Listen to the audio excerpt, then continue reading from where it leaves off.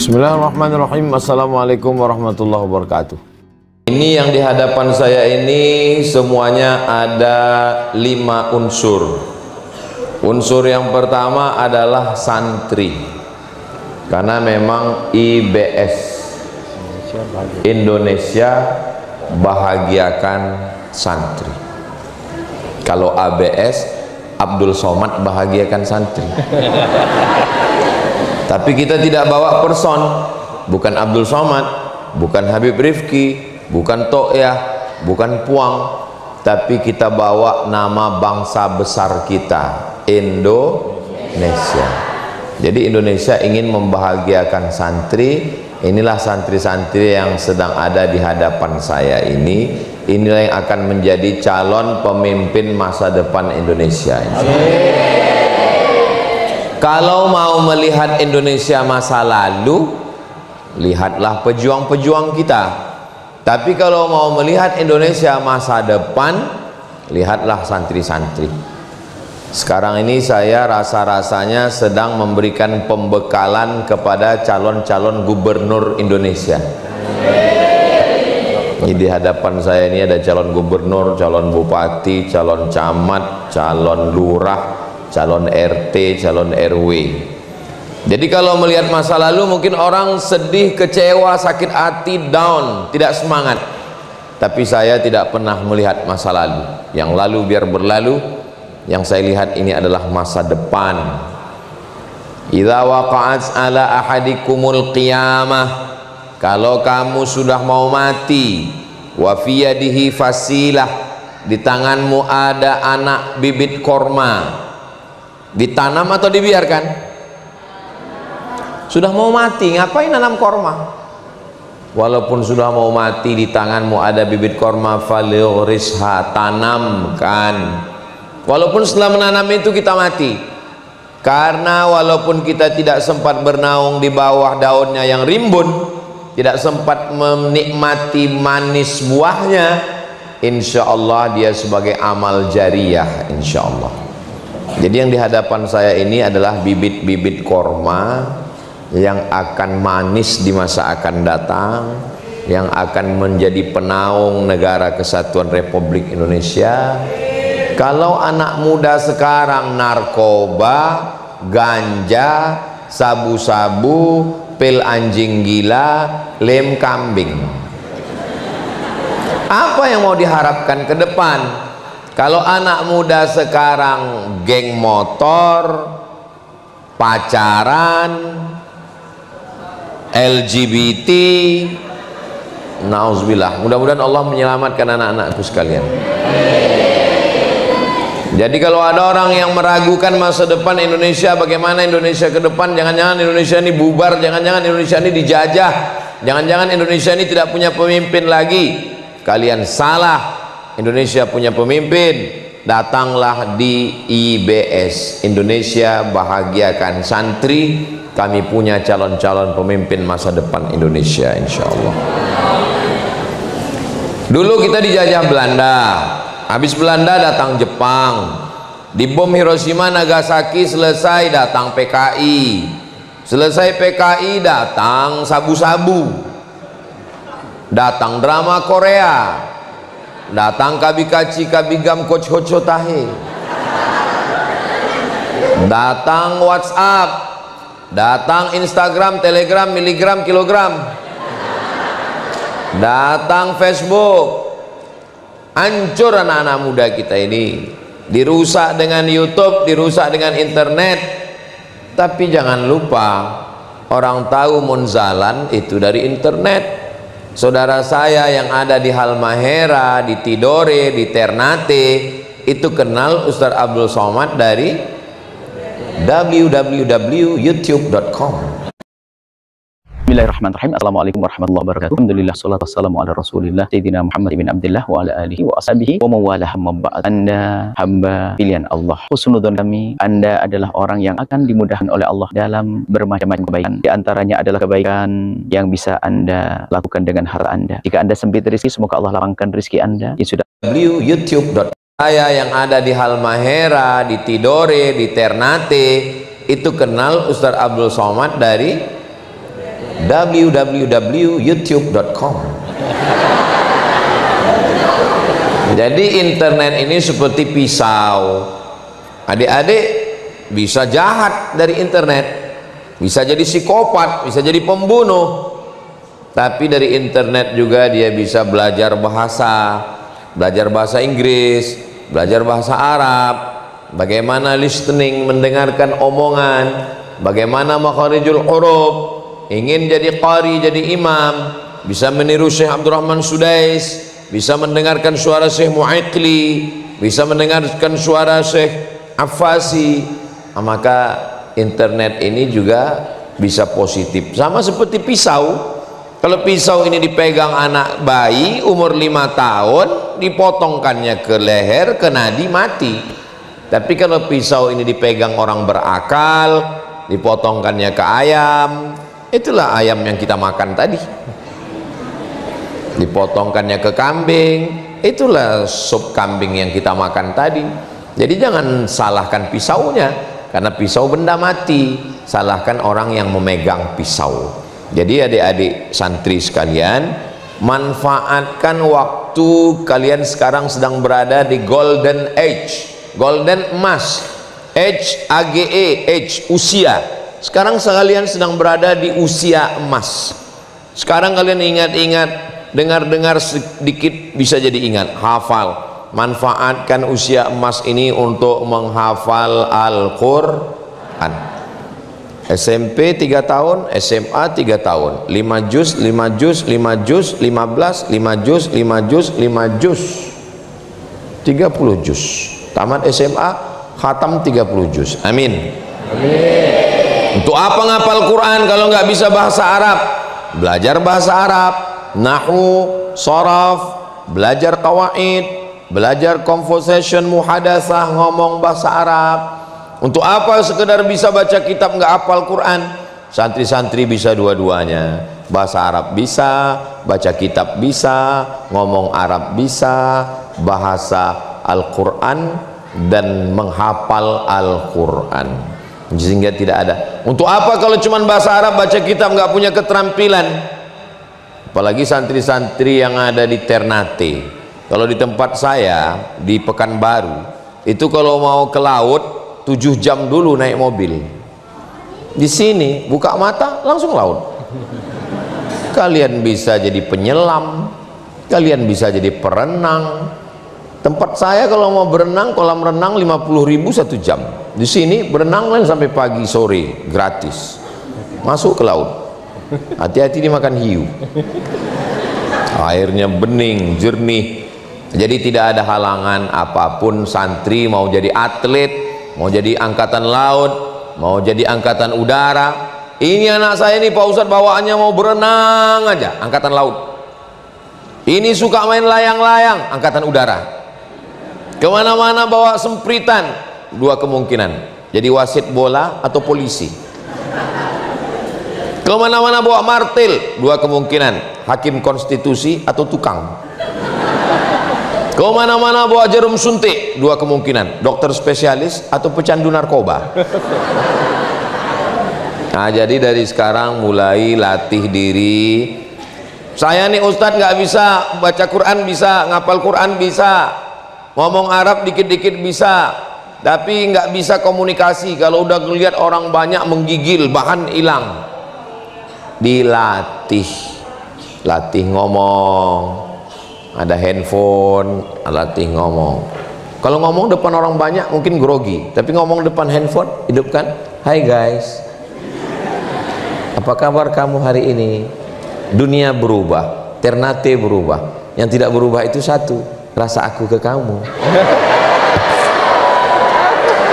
Nah, setelah direkam diulang lagi. Oh ternyata pas ngomong tadi kepalanya terlalu miring. Ulang lagi. Ternyata waktu ngomong tadi matanya terlalu banyak kedipnya. Jadi kita tidak bisa melihat kekurangan kita. Yang melihat kekurangan kita itu orang lain. Dan sekarang ada orang lain yang bisa menilai kita. Siapa itu? Smartphone. Smart cerdas. Phone handphone. Smartphone handphonenya cerdas. yang punya bodoh. Maka adik-adik jangan khawatir, nggak ingat, sudah dibantu oleh www.google.com. Jangan khawatir kehilangan guru, bisa diulang lagi. Ceramah Ustaz Somad ini, kalau adik-adik lupa, jangan khawatir, bisa diulang di channel Ustaz Abdul Somad Official. Subscribe, like, share, and comment. Nah, zaman saya dulu, ini cerita zaman saya, kalau mau ngelatih baca koran Arab, nunggu jamaah haji pulang dari Makkah, datang ke rumah jamaah haji, nyari koran bekas sampul kurma. Ibu, kemarin ada bungkus kurmanya? Ada. Mana bungkus kurmanya, Bu? Sudah dibuang di tong sampah. Cari di tong sampah, baru dapat koran Arab untuk latihan baca Arab. Kalau mau dengar khutbah bahasa Arab, datang ke UIN, jumpai jurusan bahasa Arab, minjam kaset pidato bahasa Arab. Begitulah susahnya zaman saya. Adik-adik sekarang mau baca koran yang terbit hari ini di Kairo, langsung tinggal buka handphone, buka www.ahram.com, keluar koran Ahram Kairo Mesir pagi ini. Orang Mesir belum baca, orang Ternate udah baca. Kenapa? Karena lebih dulu pagi di Ternate, baru di Kairo. Begitulah hebatnya zaman sekarang. Saya waktu mau ke Mesir, nyari informasinya belum ada. 1998 ke Mesir, belum ada internet. Jadi nyari informasinya dari kemana? Nulis surat dari Riau kepada temanku yang ada di Medan. Tolong kalau ada info tes ke Mesir, tolong carikan. Masukkan ke kotak pos, sampai seminggu. Dia balas dari Medan ke rumah saya seminggu, baru dapat. Kepada temanku Abdul Somad, ada tes ke Mesir. Tengok pendaftaran terakhir tanggal sekian. Rupanya hari ini terakhir. Begitulah susahnya informasi. Kalian sekarang tinggal tulis Kementerian Agama Republik Indonesia, enter. Ke Sudan, ke Mesir, ke Yaman, ke Maroko, ke Libya, bertarung di internet. Pertarungan zaman dulu, pertarungan ordal, orang dalam.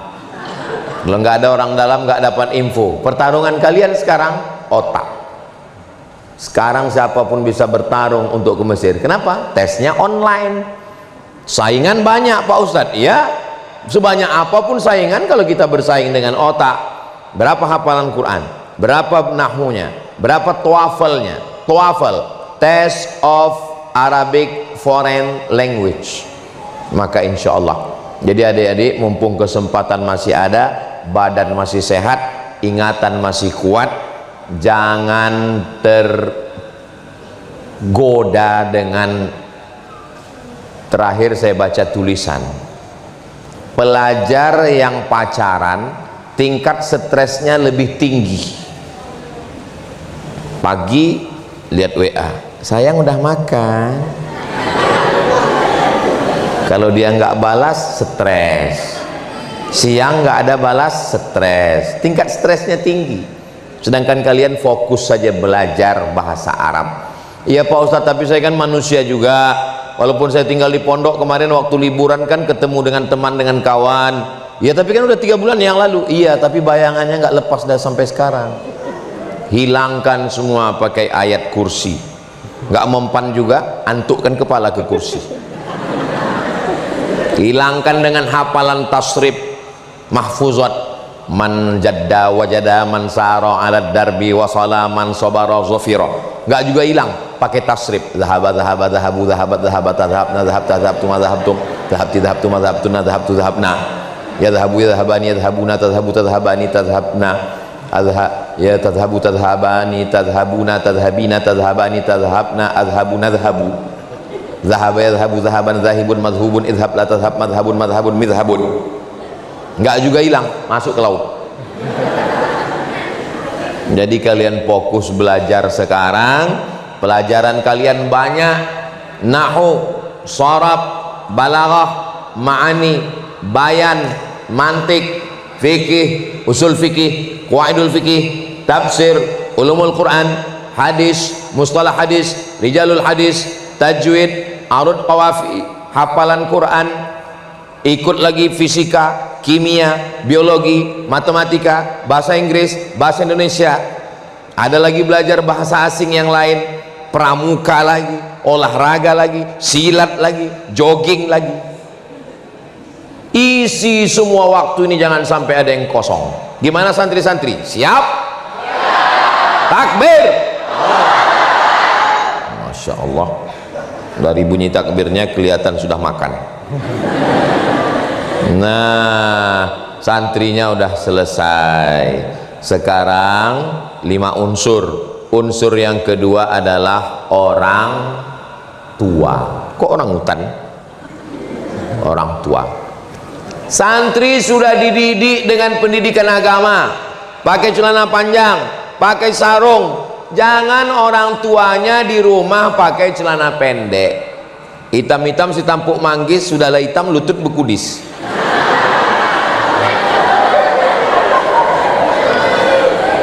Di pondok anaknya sudah dipakaikan jilbab, dipakaikan cadar.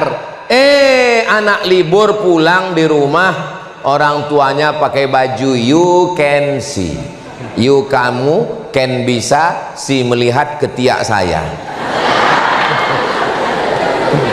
Jadi sebenarnya bukan kenakalan remaja, bukan kenakalan anak muda, tapi kenakalan orang tua. Bapak-bapak, ibu-ibu, wali santri, anak kalian ini seperti istana pasir di pinggir pantai yang cantik, yang megah, yang indah, yang mewah. Tapi kalau datang sekali ombak menghembus, habislah dia. Tugas kalian hanya di rumah, doakan di setiap malam. Izin ke kiai, ke ustadz, ke guru, boleh kami jenguk anak kami? Boleh. Pak Kiai, pimpinan pondok, izinkan saya jenguk anak saya. Berapa kali? Pagi sekali, siang sekali, malam sekali. Itu bukan jenguk, itu makan obat. Ada pondok yang mengizinkan 3 bulan sekali, ada yang pondok mengizinkan sebulan sekali, ada yang pondok mengizinkan pulang setahun sekali. Di tempat kami pulang setahun 2 kali, libur Desember dengan libur nanti naik kelas Juni Juli. Tapi kalau setahun sekali, itu tujuannya supaya hafalannya tidak rusak, pergaulan di rumah. Jangan gara-gara hujan sehari hilang kemarau setahun. Sudah dididik dengan baik, dibangunkan tahajud malam, sholat subuh berjamaah, masuk kelas sampai zuhur, zuhur berjamaah, zuhur ke asar baca kitab, asar berjamaah, asar ke maghrib olahraga, maghrib berjamaah, maghrib ke isya ngulang hafalan, isya berjamaah, habis isya makan sampai jam 10 ngulang hafalan baca kitab. Begitu sampai rumah balas dendam, orang tua nggak ngontrol, dari mulai hari Sabtu bangunnya hari Senin, nggak makan, nggak sholat, nggak mandi, nggak bangun. Sekalinya bangun nembak musuh yang nggak mati-mati, game online. Padahal di pondok sudah dididik. Siapa yang merusak anak-anak ini? Yang merusak adalah orang tua. Tapi orang tuanya kan nggak hadir semua hari ini Pak Ustadz. Orang tuanya nggak hadir, tapi orang tuanya tolong nanti sharekan video ini ke orang tua semua. Hai Abu Lahab, kalian diminta tanggung jawab tentang nikmat anak. La tus'alunna yauma idzin anin naim. Kamu akan ditanya tentang segala nikmat, nikmat nafas, nikmat telinga, nikmat mata, nikmat hati, nikmat kaki, nikmat tangan. Tapi nikmat yang terbesar adalah Rabbi habli minas solihin, nikmat anak soleh. Ibu mengandung 9 bulan 10 hari, melahirkannya meregang nyawa. Setelah lahir ke dunia, anak menjadi penjahat, datang bawa parang panjang, golok, belikan motor, kalau enggak aku pancung kepala ibu. Ibu sudah tua, stroke, dibawanya ke pinggir kota, diletakkan di samping lampu merah untuk ngemis, dijemput sore hari. True story, kisah nyata. Saya datang ke lampu merah, nanya, ibu kesini siapa yang bawa? Anak saya, Pak. Dijemput kapan? Nanti sore. Terus semua duit hasil ngemis untuk dia. Mau gimana lagi? Itu kenyataan hidup. Bukannya dibalasnya dengan kebahagiaan, tapi penuh penderitaan. Hati-hati bapak-bapak, ibu-ibu yang punya anak, yang sudah memasukkan ke pondok pesantren. Insya Allah Indonesia bahagiakan santri, mudah-mudahan anaknya bahagia insya Allah, amin. Tapi kalian yang tidak mendidik anak dengan pendidikan agama, jangan salahkan kalau 20 tahun lagi kalian akan meneteskan air mata karena ditinggal anak di pinggir jalan. Seorang ibu ditinggal anak di pinggir jalan, katanya mau berobat, sampai sekarang nggak pulang-pulang, sudah 2 bulan ditinggalkan. Akhirnya dibawa petugas dinas sosial, dimasukkan ke panti. Error, sakit hati, dendam kesumat, depresi, stres, akhirnya mati. Ini kenyataan zaman sekarang, zaman edan. Adik-adikku semua yang sudah belajar di pondok, insya Allah kalian adalah anak-anak yang berbakti kepada orang tua, insya Allah. Cita-cita nggak usah tinggi-tinggi. Ustadz dulu, apa cita-cita Ustadz Somad? Cita-cita saya nggak banyak. Aku mau kuliah S1, S2, S3, S teler, S cendol, S doger. Setelah itu nanti aku kerja, punya duit, aku mau membahagiakan orang tua. Niatnya satu aja, nggak usah banyak-banyak, membahagiakan orang tua. Nanti kalau yang lain-lain tuh nyusul bonus. Bahagiakan orang tuamu, insya Allah rezekimu akan seperti rezeki raja-raja. Nggak usah susah-susah hidup ini. Bahagiakan orang tuamu, insya Allah rezekimu akan seperti rezeki raja-raja. Bukan hadis, dapat saya di grup WhatsApp. Dan terbukti, saya pergi ke mall. Sampai ke mall, di lantai atas ada restoran mahal. Saya lihat saudara-saudara kita, orang Tionghoa, orang Cina, sedang menyuapi ibunya yang rambutnya sudah gugur, bapak-bapak tua yang sudah gundul di shopnya makan. Saya heran, orang tua semua berbaris. Kenapa gini? Hanya hoki lah. Mereka percaya bahwa membahagiakan orang tua hoki.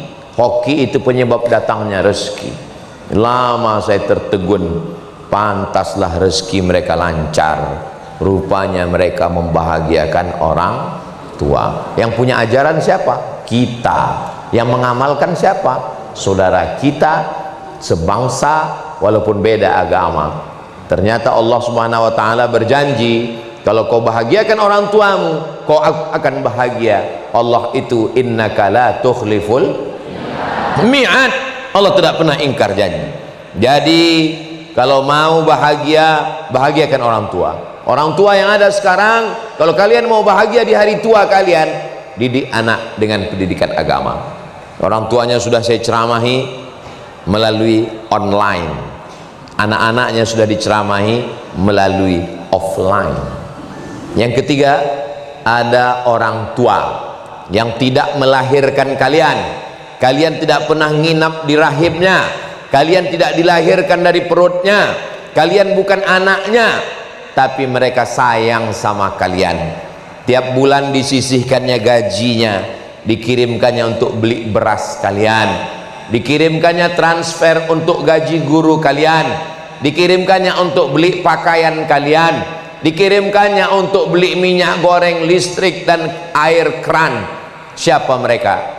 Mereka orang tua, tapi di ujung ada tambahan, orang tua asuh. Kenapa disebut asuh? Karena mereka mengasuh kalian dari jauh. Mungkin kalian tidak kenal orangnya, belum pernah ketemu. Kalau ayah kalian sayang dengan kalian, ya maklum, orang kalian anaknya. Kalau ibu kalian sayang sama kalian, nggak ada yang luar biasa, orang kalian anaknya, kalian dikandungnya 9 bulan 10 hari, kalian dilahirkannya. Tapi ada orang, bukan ayah kalian, bukan ibu kalian, bukan nasab kalian, tapi sayang sama kalian. Mereka jauh dari sana. Begitu mereka transfer uang, dikirimkannya, dia tidak perlu kenal siapa kalian. Mereka adalah orang-orang ikhlas. Mereka hanya ingin supaya anak bangsa ini menjadi baik. Kita doakan semua orang tua asuh yang sudah menyisihkan hartanya, mudah-mudahan mereka sehat walafiat. Kalau kalian berdoa selesai sholat, Rabbi firli wali walidayya warhamhuma kama rabbayani shaghira, wa orang tua asuh, mereka ikhlas karena Allah. Mereka melihat bangsa ini sudah hancur babak belur, dari mulai politiknya, ekonominya, semua sudah banyak yang memprediksi tak ada pertolongan lagi. Tapi mereka masih yakin ada tunas-tunas hijau, kalau dijaga, dipelihara, mereka ini akan menjadi batang kayu, akan menjadi cabang, menjadi ranting, menjadi putik, menjadi buah yang sampai masanya nikmat. Dan buah itu adalah kalian. Mereka rela menyisihkan duitnya. Mereka bukan orang kaya. Orang kaya malah nggak ingat sama kalian, karena mereka menumpuk hartanya. Mereka orang-orang yang biasa saja, tapi mereka mau berbagi. Ini 10 kilo beras saya, 10 kilo saya kirim untuk program Indonesia Bahagiakan Santri. Hai orang tua asuh yang ada di sana, kalian sedang menonton acara ini. Walaupun tidak live tapi melalui rekaman, sudah kusampaikan kepada semua anak-anak asuh kalian. Saya sampaikan salam kalian dari Ternate. Hai orang tua asuh yang ada di sana, saya sudah melihat anak-anak asuh kalian, mereka sehat walafiat, orangnya semangat-semangat. Dari mana Ustaz tahu semangat? Dari ujung gedung sampai ke atas pentas mereka mau bersalaman, tapi nggak dikasih sama panitia. Anak asuh kalian yang kalian kirim beras, yang kalian kirim minyak, yang kalian transfer tiap bulan, mereka ngapal Quran, mereka baca kitab, mereka berakhlakul karimah, mereka mendoakan kalian tiap malam. Mungkin kalian belum berkenalan, tapi saya yakin dan percaya malaikat mempertautkan hati kalian. Walaupun kalian wahai orang tua asuh bukan ustadz, bukan ulama, bukan kiai, bukan gus, bukan penghafal Quran, tapi kalian dapat pahala penghafal Quran, karena anak-anak didik kalian ini akan menjadi ulama, akan menjadi imam, akan menjadi ustadz. Setiap kali mereka ceramah dimanapun, pahalanya mengalir kepada kalian wahai orang tua asuh. Saya sekarang dimanapun saya ceramah. Tadi pagi ceramah di hotel, habis itu ceramah di Tidore, sekarang ceramah di Ternate, nanti malam tablik akbar 4. Dimanapun saya tausiah ceramah, pahala mengalir kepada orang-orang yang memberikan saya bantuan dulu. Tapi memang nasib saya nggak ada yang bantu saya. Saya berangkat ke Mesir 98, krisis moneter, $1 Amerika yang sebelumnya 2.500 melambung jadi 20.000. Kirim surat ke Badan Amil Zakat Nasional, kepada Ketua Basnas, mohon bantu Abdul Somad, ongkos ke Mesir 20 juta. Ibu saya dipanggil ke kantor Basnas, dikasih amplop, bawa pulang, Mat, ini bantuan Basnas. Saya buka 200.000. Ingat saya karena angkanya 200.000. Tidak ada orang yang mau mengasih, membantu. Bupati, gubernur, wali kota, orang-orang kaya, nggak ada membantu. Saya tetap juga dokter. Apa maknanya? Kalian orang-orang kaya mau kalian tolong, tidak kalian tolong, anak-anak ini tetap juga jadi orang. Nggak ada yang jadi monyet. Mereka tetap akan menjadi ulama insya Allah. Kalian bukan menolong anak-anak ini, kalian sedang menolong diri kalian sendiri. Coba waktu saya berangkat dulu ada gubernur, bupati, wali kota, orang kaya yang bantu. Sekarang setiap saya ceramah mengalir pahala untuk dia, karena dia nggak bantu, ya kerannya saya tutup. Maka sekarang saya sampaikan itu setelah 26 tahun berlalu. Sekarang 2024, saya berangkat 98, 26 tahun, lebih seperempat abad saya berkeliling, berkelana, tausiah, ceramah, tablik akbar. Mereka tidak dapat aliran pahala apa-apa. Anak 3, yang pertama pecandu narkoba, yang kedua pezina, yang ketiga pemabuk sakau. Mau jadi apa anak-anak kita? Anak kandung tidak berhasil, anak asuh tidak punya, neraka jahanam menganga. Tapi bapak ibu orang tua asuh yang sudah bergabung dengan Indonesia Bahagiakan Santri, saya sudah ketemu dengan santri-santri kalian yang ada di Ternate. Mereka anak-anak yang soleh, yang baik-baik, yang laki-lakinya dari tadi matanya melihat saya terus, tak ada satupun yang melihat perempuan. Kenapa? Karena perempuan apa yang mau dilihat? Cuman matanya aja. Hai bapak ibu orang tua asuh, kalian jangan khawatir anak-anak ini nakal, karena di sini santri-santri jangankan rambutnya, jangankan betisnya, jangankan lengannya, wajahnya pun tak kelihatan. Mereka menutup, yang nampak hanya biji matanya saja. Terpelihara, terjaga. Kita masuk ke dalam mall, mallnya dikunci. Sampai di dalam mall ada supermarket, supermarketnya dikunci. Di dalam supermarket ada etalase kaca, kacanya dikunci. Dalam etalase kaca ada buah, buahnya disampul plastik.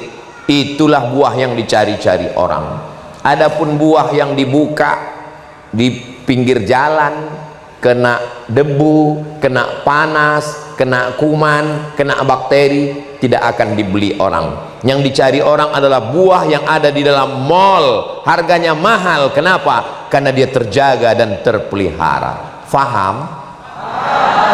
Nyambung? Apanya yang nyambung? Mereka berada di dalam mall, mallnya ada di dalam, terkunci semuanya. Di dalam mall ada supermarket, dalam supermarket ada etalase kaca, dalam etalase kaca ada buah, buahnya bersampul plastik, terjaga, terpelihara. Bukan buah pinggir jalan yang dibelah, sudah keluar kulitnya, sudah lisut, sudah tidak bercahaya, sudah tidak ada lagi, dirasa pun rasanya asam minta ampun, dijual dengan harga murah, pada akhirnya busuk di pinggir jalan. Ini santri-santri yang terjaga, terpelihara. Wahai orang tua asuh, walaupun kalian belum pernah ketemu, mata saya menjadi wakil kalian. Saya sudah melihat anak-anak santri kalian terjaga, terpelihara. Insya Allah hidup boleh berhenti, tapi amal jariah terus mengalir walau sesudah mati, insya Allah. Amin ya rabbal alamin. Santrinya sudah, orang tuanya sudah, orang tua asuhnya sudah. Yang keempat, guru-gurunya. Ketika nanti santri-santri ini akan menjadi ulama, mendirikan pondok pesantren, yang perempuan akan menjadi ibu nyai, menjadi penghafal Quran, maka guru-guru semua orang pertama yang mendapatkan amal jariahnya, insya Allah. Di antara semua guru-guru, ustadz-ustadz, habib-habib yang mengajar anak-anakku ini, maka semuanya dapat pahala. Ustadz Somad dapat, cuman nggak terlalu banyak, karena dia cuman sehari ini aja mengajar. Padahal yang mengajar tahfiz Quran ustadz-ustadz yang duduk di bawah.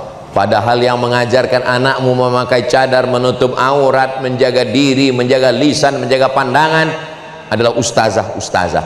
Tapi giliran ngomong di depan, yang dipersilakan berikut ini mari kita dengarkan yang disampaikan oleh Ustadz Abdul Somad. Padahal mereka lah yang mendidik kalian, membangunkan kalian jam 3 malam untuk tahajud. Setelah tahajud sholat sunat witir, setelah itu menghafal Al-Quran, sholat subuh berjamaah, habis itu berzikir, mendidik mengajar kalian di kelas, memperhatikan jangan minum tangan kiri, jangan makan berdiri, mengontrol kalian makan zuhur, sampai akhirnya istirahat asar. Malam sebelum kalian bangun, ustazah sudah bangun. Ketika malam jam 10 kalian tidur, mereka belum juga tidur karena memikirkan kalian. Tapi mereka tidak tampil di sini. Kenapa mereka tidak datang ke atas? Mereka menjaga dirinya dari riya. Seakan-akan ustaz-ustazah kalian ini berkata, kami cukup mendidik mereka saja Ustaz Somad, yang urusan riya biarlah kau saja Ustaz Somad. Saya ini memang urusan yang riya-riya itu saya.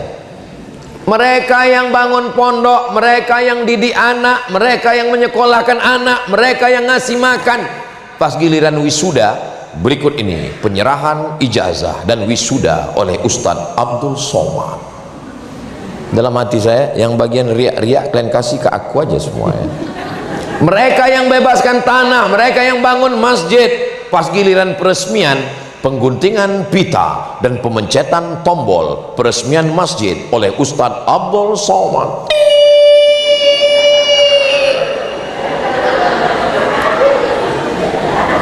Begitu juga dengan hari ini. Indonesia bahagiakan santri, pesan-pesan untuk santri, wali santri, orang tua asuh oleh Ustadz Abdul Somad. Padahal mereka amalnya lebih banyak. Maka saya khawatir nanti pas di akhirat semua ustadz ustazah masuk surga, terus pas Ustadz Somad masuk secara seremonial.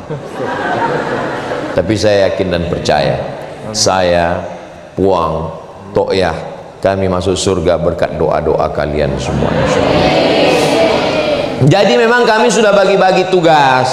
Ada yang jadi kiper jaga gawang, ada yang jadi back menjaga kanan kiri, ada yang striker penyerang. Dan kami tidak saling menyalahkan. Ustaz-ustazah ini nggak ada yang nyalahkan. Apa tuh Somad itu nggak pernah ngajar, nggak pernah bangunkan santri, pas giliran kata sambutan dia aja ngomong di atas. Nggak pernah. Sama pemain bola, mana pernah striker penyerang itu nyalahkan kiper. Kiper, kau jangan cuma di belakang, maju ke depan. Nggak pernah. Dan kiper pun nggak pernah marah sama striker. Striker, kalau kau memang jantan jaga sini. Nggak pernah. Kita sudah bagi-bagi itu tugas. Ada yang bangunkan malam, ada yang ngasih makan, ada yang ngontrol masak di dapur, ada yang bagian mengamati pakaian santri, ada yang murojaah hafalan Quran, ada yang membacakan kitab, ada yang tablik akbar dan ceramah. Kita sudah bagi-bagi tugas. Puang datang ke Jakarta mencari peluang-peluang kira-kira beras bisa bertambah, karena pondok semakin bertambah berasnya nggak bertambah, akhirnya jatah berkurang. Tokyah terus berkeliling, Ustadz Somad juga kemana-mana ceramah. Jamaah sekalian, cukup 1.000 sehari, sebulan 30.000, salah 25.000 karena tanggal merah tidak dihitung. 25.000 sebulan, 1.000 sehari, Anda sudah mendapatkan amal jariah karena santri-santri Anda menghafal Quran, menjadi guru, menjadi dai, menjadi mudir pesantren. Itu yang kita sebutkan semua. Anda tidak perlu datang ke bank. Nanti di awal bulan akan datang ke rumah Anda pakai baju kaos hitam, Paskas, pasukan khusus Abdul Somad, pasukan amal soleh. Nah, jadi kita memang sudah bagi-bagi tugas semuanya. Santrinya sudah, wali santrinya sudah, orang tua asuhnya sudah, ustazahnya sudah. Yang kelima, masyarakat umum. Masyarakat, kami nggak minta apa-apa. Kalian diam aja itu sudah alhamdulillah. Jangan ngejek-ngejek. Ngirim beras enggak, ngasih minyak enggak, transfer duit tidak, malah ngejek. Apa itu? Pakai cadar, teroris.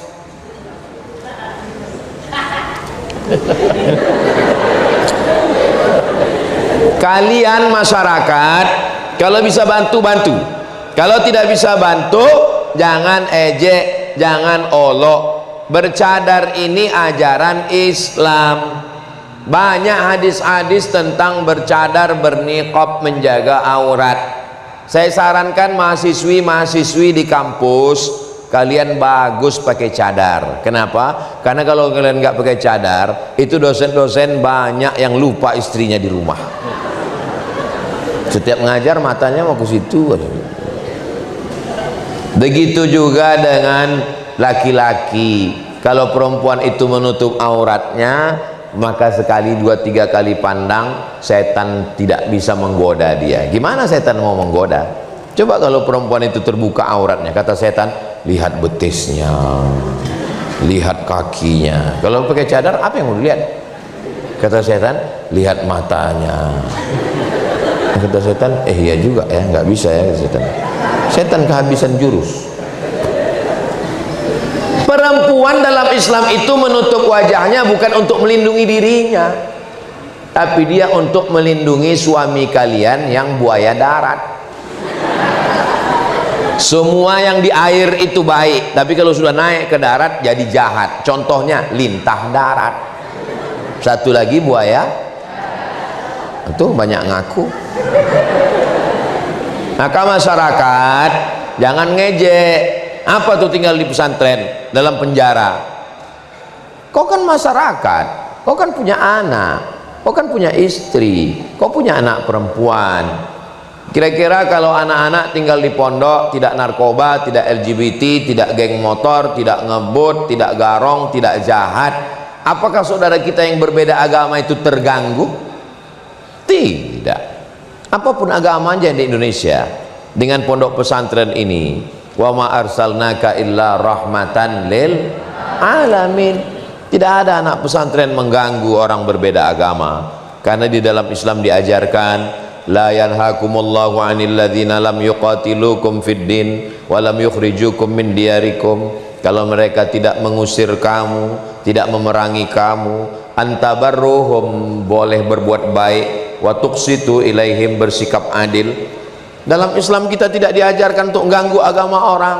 Wala ana abidum ma'abattum wala antum abiduna ma'abudu lakum dinukum. Jadi saudara-saudaraku sebangsa setanah air, mungkin kita berbeda akidah, tapi kalau anak santri pesantren ini baca kitab, hafal Quran, berakhlakul karimah, dia tidak ganggu kalian, dia hormati kalian.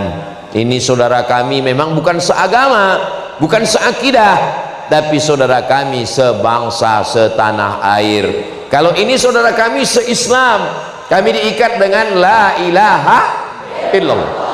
Tapi ini saudara kami se-Indonesia, sama-sama Pancasila, Undang-Undang Dasar 45, NKRI, Negara Kesatuan Republik Indonesia.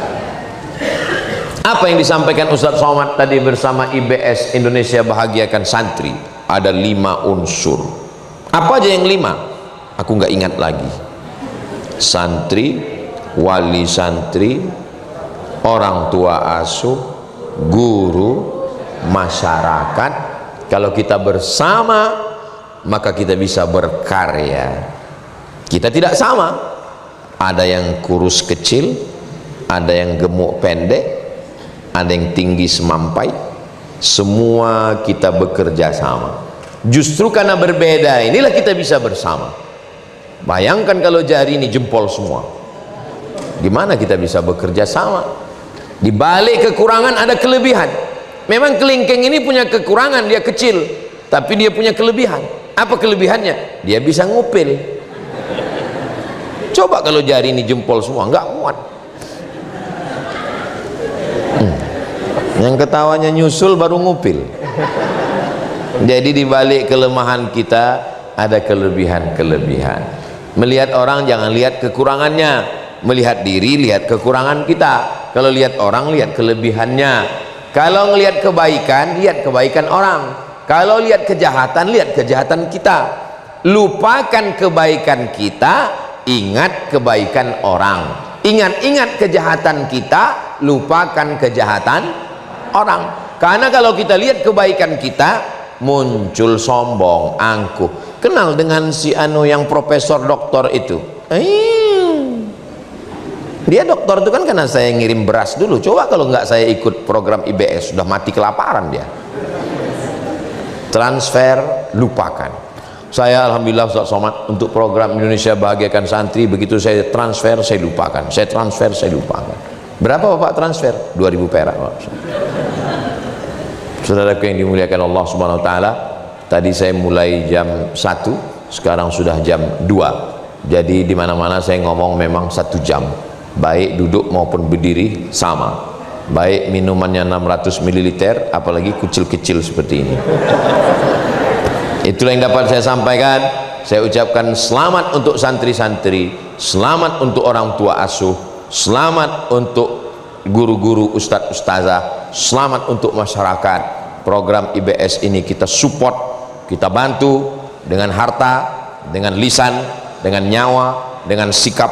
Insya Allah semakin hari semakin baik, maka seluruh santri di Indonesia bisa kita bahagiakan bersama program Indonesia Bahagiakan Santri. Yang sudah bergabung alhamdulillah, yang belum bergabung insya Allah, yang sudah diajak nggak mau bergabung innalillah. Terima kasih segala perhatian, mohon maaf segala kesilapan. Saya tutup dengan pantun penutup, menangkap puyuh di Bukit Selasih. Thank you dan terima kasih. Wassalamualaikum warahmatullahi wabarakatuh.